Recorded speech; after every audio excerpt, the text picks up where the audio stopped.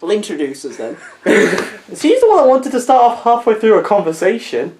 You started off with a conversation then, Chris. Okay. So you know Mr. Bean? I'm aware of him.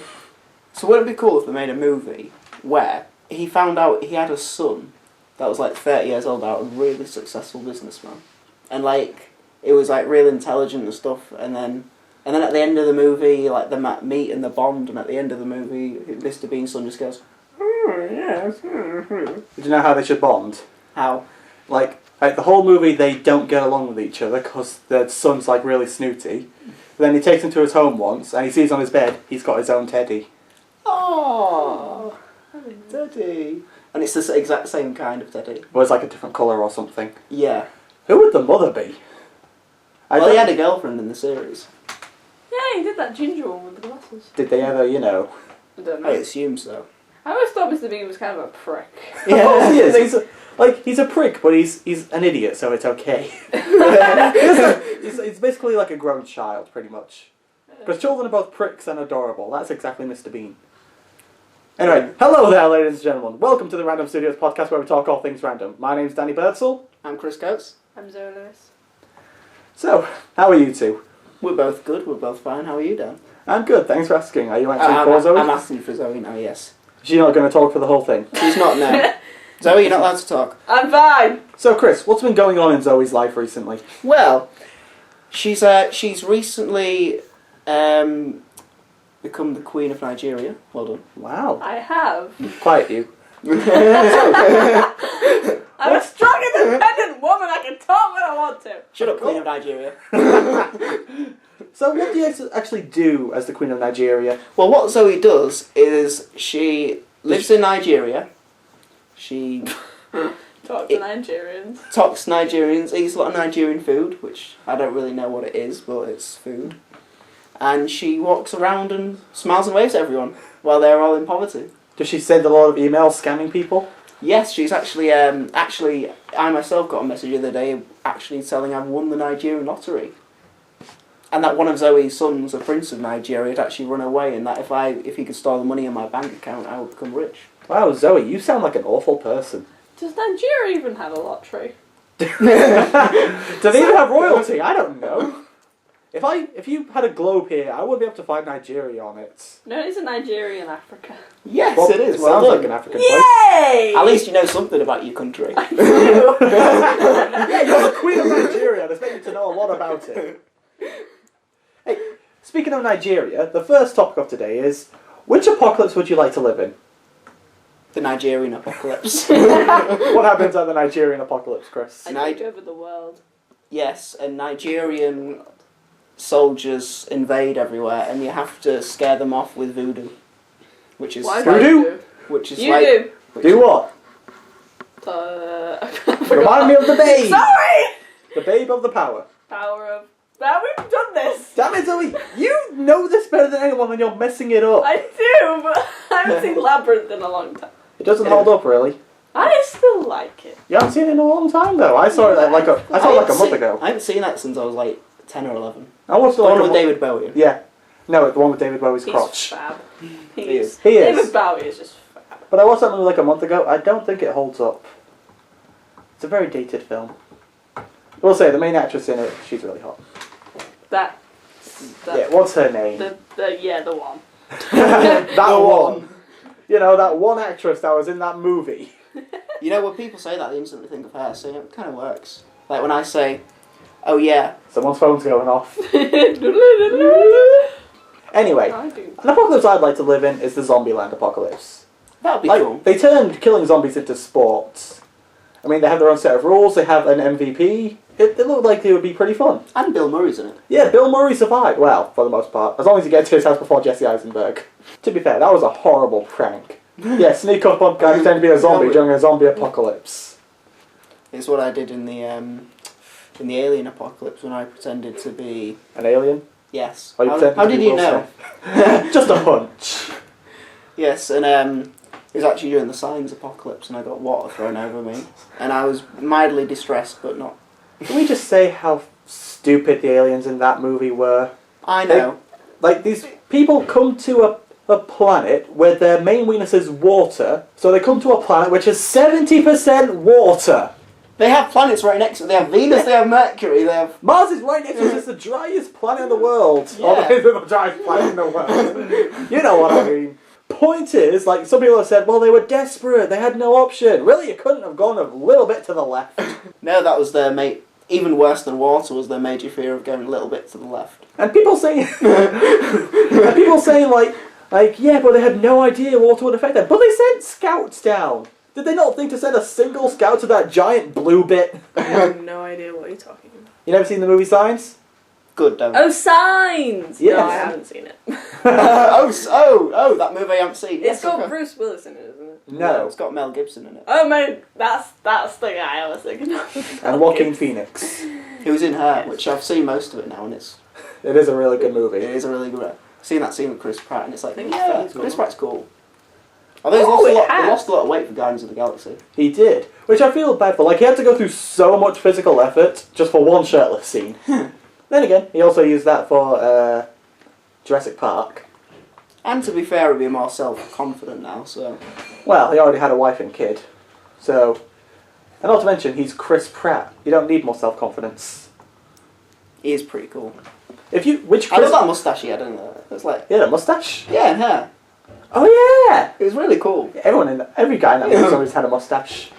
Which movie? Even Samantha, you just couldn't see it. It was a hologram moustache, a virtual moustache. Have you seen Her, Zoe? Mm-mm. You I should really have- wanted to see it. Have you seen any movie? I have seen quite a few, actually. What was the last movie you watched? Blade Runner. Really? So you actually watched that? Yeah, I watched it. Did you enjoy it? I honestly don't know what I thought of it, because I was watching it, but then I was like, I'm getting a bit confused with the story, because as everyone could probably tell, I'm not very smart, so I'm just like, the story is a bit weird. But then it kind of ended, and then I was just like, what? What happened? I mean, it's a really, really pretty film. It's like, the imagery is almost inspiring, and I was watching it, and then I was like, it's actually a very engrossing film, but I just don't know what's going on. That's fair enough. I haven't seen it, have you? No. Can It was you good, but I honestly don't know what I think of it. pick a movie we've all seen then that we can talk about? We have all seen Man of Steel, haven't we? No. Damn it, Zoe. We We've have all seen all... Avengers. We have, but what can we say about Avengers that hasn't already been said? It's fucking amazing. We've all Everyone's seen, we've already all said seen that. Rocky 4 with Jean-Claude Van Damme. I haven't. Let that go, I haven't Chris. really No. seen it. You didn't even know who it was. We at least had an idea thinking it was Jean-Claude Van Damme. I know who Drago is. Dolph Lundgren. You know now. Yeah, And but he's I nowhere knew near- what he looked like. I thought he looked like Jean-Claude. He don't He look like does. John. They look He similar does when they not. were younger. He has blonde hair. He was dyed. He's still... No, it wasn't. No one naturally has that blondish I hair. actually saw, was it Dolph Lundgren, but he was on a magazine for men's fitness in Morrison's, and I was just like, he looks like Jean-Claude Van Damme. He does not. He fucking does. I absolutely love Rocky 4. It's so Like, good. it's not a good movie, but It's fun. it's definitely fun. Like, thing is, Drago is probably the first proper villain in a Rocky movie. Yeah. Like, you can't really call Mr. T a villain, he's just sort of an asshole. And Apollo Creed's not a villain because he becomes his mate in the third one. Yeah. Like, Drago is the first actual villain he goes up against. He's just a fucking super... I love how he has two lines, and one of his Yeah. lines just like, I must break you. If he dies, he dies. dies. Have you heard what Sylvester Stallone said about Drago after the movie? What? He said that Drago's character would have killed himself off screen. Which is pretty fucking depressing. Yeah. Well, to be fair, he has a point, because it was like, he's so pride in his nation, he took that much. I know, but still, like, he's so... I just love the Zoe's face there. You look so shocked by that. He would have drank himself That's to death, I awful. think. That's what they said happened. Like, his wife divorced him, and he just got really out of shape, and then just died. That's awful. Like, it's like, ugh, I stopped living now. I love that. It's like, I switched myself off. In Russia, we come for death. But no, it's like, he just always has that look where like, why am I not punching something right now? Bring me something to punch. I just love that bit when James Brown's performing and for Oh, yeah, the living Rocket, in and Drago's just America. looking around like, What on earth is going on here? He looks so confused. Zoe, what apocalypse would you like to live in?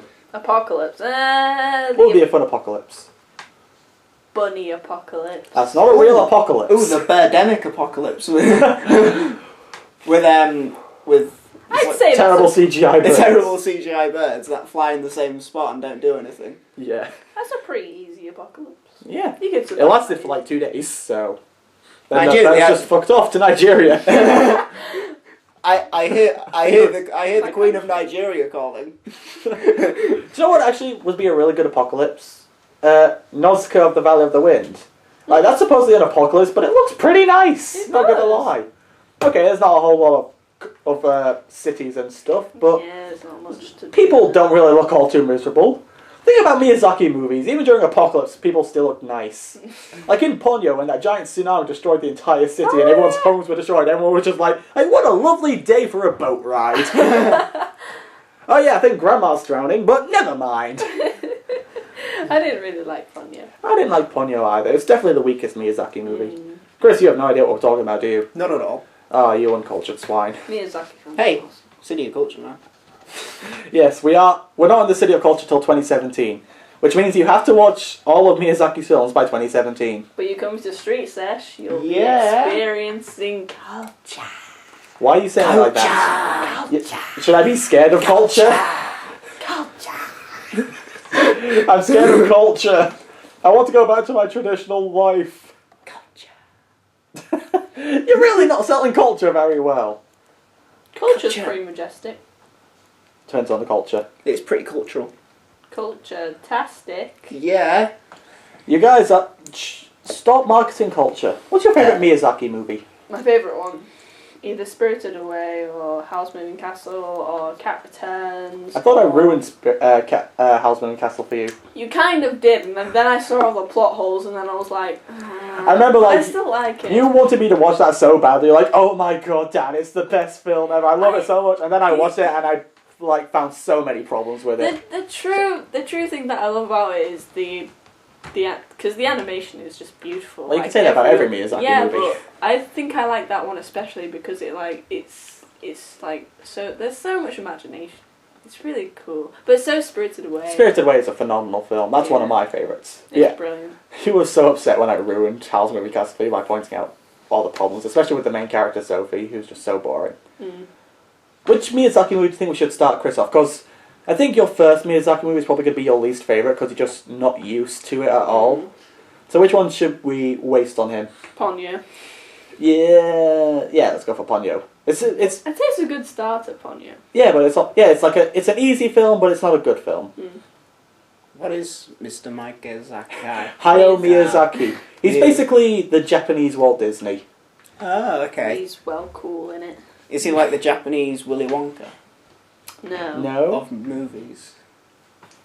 no. Good. Well, he does have some very insane imagery, so I guess you could say that. What's Do you the think- most insane imagery of Miyazaki? What? What's the most insane imagery of Miyazaki? Probably the God of the Forest from Princess Mononoke. Like, it's like a deer, but it's got the face of a monkey and it stretches its neck out like a giraffe. And then there's one where they kind of kill it, but it just sort of transforms into this giant blob. Like, it was really weird. I loved it. I thought Spirited Away when I first saw it gave me nightmares because of. I can No imagine Face. that. Oh yeah, No Face would be really scary for a kid. I thought Grave of the Fireflies was quite scary because of how How real it is. real it was. So That's... Yeah, I don't cry at movies. Like, I've only cried at like 4 movies in my entire life, and one of them's a documentary, so I don't even count that, because, you know, that is real life. yeah. But Grave of the Fireflies is probably the only movie people have told me, you're going to cry at this. Because whenever someone says you're going to cry at a film, I never cry at it. Yeah. Grave of the Fireflies is the only one which I cried at. And it tells you straight away what's going to happen. It's like, oh, by the way, the kids are dead. Like, that's the very opening scene. So you're like, okay, so they spoil the ending. Yeah, but we're still going to make you cry because we're that good. Did you Yeah. cry at the Iron Giant? No. No. What, at the end when it was like, Yeah. No. you are what you Superman. I choose was to really be? young when I saw that. but So was I. don't I watched that as I a only kid saw and then that. as an adult. Never made me cry. I only saw that a year. I haven't seen it all the way through, but I only saw it a Really? year ago. I only seen like the last third of it. Oh, dude, watch the whole thing. It's really good. And it's Vin Diesel's second best role after Groot. Have Have you ever cried at a movie then? When I was a kid, I cried at Titanic. That was pretty sad. Again, that's a predetermined ending, so... Titanic is a phenomenal film. I found it really disturbing at the end. Do you know what movie... The end of Lord of the Rings when they're like... Frodo's going and... I cried at the last battle when it's like, for Frodo, and I was like, woo, loyalty! But no, I mean, like, I tend to cry at things that I don't expect to cry at. Like, I've cried at The Simpsons on several occasions. Because comedies... The best genre is a good comedy, that's what I say. Like Scrubs. Yeah, Scrubs always make me cry. But no, the two apart from Grave of the Fireflies, the two movies that made me cry are both comedies. The first one is 50-50. You guys haven't seen that, have you? No. Oh, well, I cried at the end of that. And Adam Sandler's Click. I cried at that movie. The bit with his dad, the last time he sees him. And it was like, like he keeps rewinding it before his dad's saying, "I love you, son." I never thought I would ever say I cried at an Adam Sandler movie, but I fucking bawled at that. I cried, I think when you talked earlier about The Simpsons, I think I've cried when, with Homer's mother. Oh yeah, that's a really, Bart Gets an F, I cried at that. Yeah. And for some reason I think I've cried at maybe something with Lisa, I don't know. I've cried when... the Do It For Her, do you remember that? Oh yeah, Maggie. Yeah. What is it, when everyone thinks Homer's dead? Oh yeah, that was...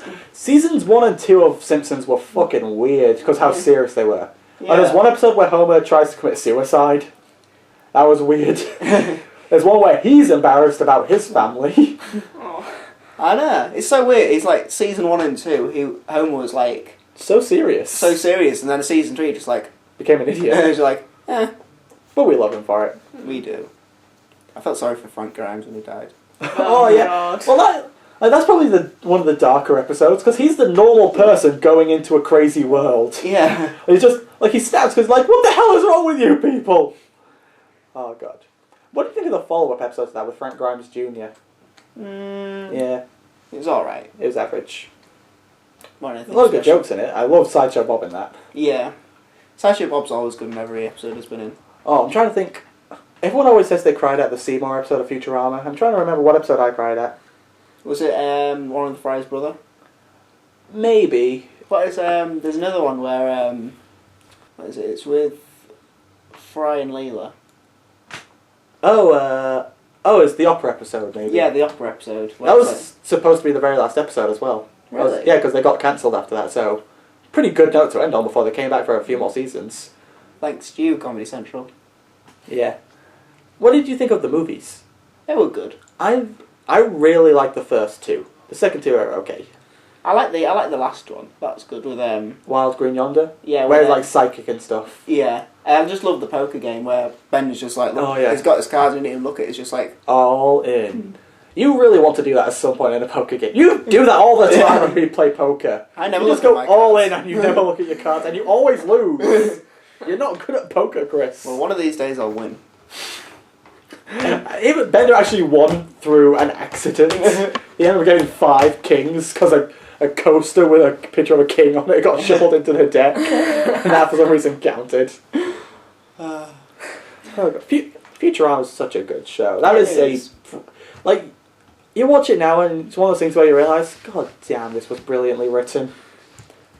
Yeah, I'm surprised they weren't shown more because when I was growing up, I only had the 5 channels, but Simpsons went all the time. Futurama was like maybe every Saturday morning and one episode in Channel 4 and that was it. And it's like, well, why? This show is so good that people would actually watch it if it was on more. I remember I wasn't allowed to watch Futurama as a kid. Really? Yeah, I don't know why, but I think my mum just threw it into like the Family Guy and South Park area. Like it wasn't family friendly, she assumed. So it's one of those things I had to watch in secret, but I loved it. I think the first Futurama experience I ever had was the video game, actually. Really? Yeah, I think that was the first time I ever... Actually, that was the same with me as well. Yeah, that was the first experience I had with Futurama, and the characters looked so weird in the game. It's weird how that game is actually still pretty good. I remember it's not the best, but I just have so much fun playing it. It's so funny what the characters say. Yeah. If you see Mommy, tell her I killed you. What an odd place to leave live ammunition. I remember when I got that game, and I must have spent months on it, I was stuck on that... Zoidberg? No, it was actually only the second mission, but when I was in the sewers, and I just got stuck in it for some reason. I was always scared of that level. Just seeing the mutants running towards you, I was like, I used to like time it perfectly, so I'd walk up to the exact spot, shoot the barrel, and then run backwards, start shooting at it. The worst parts of that game are probably the platforming. The camera is just so awkward for that. So it is. I kept falling down. I remember like one time I was playing, I was like, I should have done a let's play of this because it was one of the bender levels and I was doing platforming and I kept falling down and I just swore so much. I think I swore like maybe 80 times going, fuck, fuckity, fuck, fuck, fuck. When you were a kid, did you ever play Shrek 2 on PS2? I did. I played like 2/3 of it. Then as soon as I made it to the castle for what should have been the climax, I couldn't get through it, so I just gave up. I mean, that was a good game, but there was so many difficult levels that you got stuck on. Especially, I remember the second one when you were donkey on the dragon, you had to fly through all them obstacles that were... I don't remember that. But I got stuck so many times in it. I remember I just kept going through it. I was like, how are you meant to do this? So it was like, you kept flying through all the obstacles, but the obstacles are different every time, so you're just like, how? The obstacles just keep coming out of nowhere. It's really bugging me, this. Do you know the most embarrassing thing ever about playing old games? What? Is games that you beat as a kid, but you struggle with now. Like, for some reason, I really struggled with the Incredibles video game. I was like, I beat this easily as a kid. How am I struggling now? I still struggle at that dash level.